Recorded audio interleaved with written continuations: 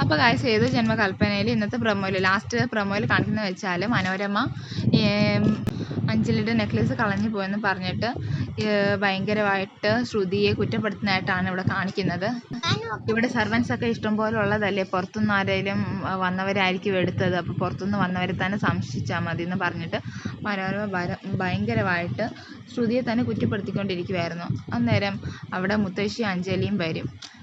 എന്നിട്ട് രണ്ടുപേർക്കും വല്ലാതെ വിഷമമാവും. കാരണം മനോരമ ഇങ്ങനെ ശ്രുതിയെ കുറ്റപ്പെടുത്തുന്നത്. അപ്പം ശ്രുതിക്ക് മനസ്സിലാവും ഇവർ ശ്രുതിയെ പറ്റിയാണ് പറഞ്ഞതെന്ന്. അപ്പം ശ്രുതി പറയും, ഞാനല്ലേ ഇവിടെ പുറത്തുനിന്ന് വന്നത്, അപ്പം അതുകൊണ്ട് നിങ്ങൾ എന്നെയല്ലേ സംശയിക്കുന്നത്, അപ്പം എനിക്കൊരു മടിയില്ല എൻ്റെ ബാഗ് തുറന്ന് കാണിക്കുന്നതെന്ന് പറഞ്ഞിട്ട് ശ്രുതി ഇങ്ങനെ ബാഗ് തുറന്ന് കാണിക്കുകയാണ് ചെയ്യുന്നത്. ബാഗ് തുറന്ന് ഓരോരോ സാധനം ഇങ്ങനെ പുറത്തിടുമ്പോഴും മനോരമ പറയും, നീ ബാക്കിയും കൂടെ പുറത്തിടുന്നു. അങ്ങനെ അവസാനം ശ്രുതിയുടെ ബാഗിൽ നിന്ന് മാല കണ്ടെത്തുന്നതായിട്ടാണ് കാണിക്കുന്നത്.